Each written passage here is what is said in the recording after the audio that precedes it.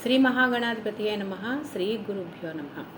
కొన్ని కారణాల వల్ల చాలా రోజులు వీడియోలు చేసుకోలేదు. గతంలో ఐదు శ్లోకాలు 5 రోజుల వరకు మనం పూర్తి చేసుకున్నాము. 6వ శ్లోకము 6వ రోజు.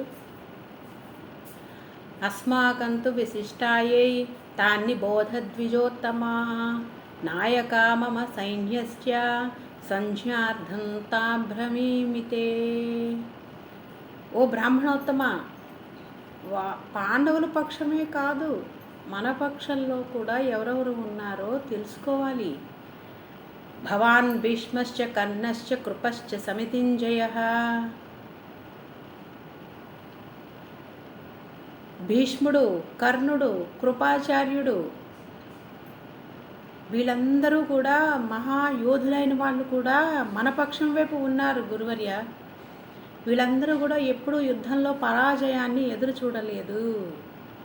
వీళ్ళందరూ కూడా ఎంతో విజయాన్నే చూశారు అని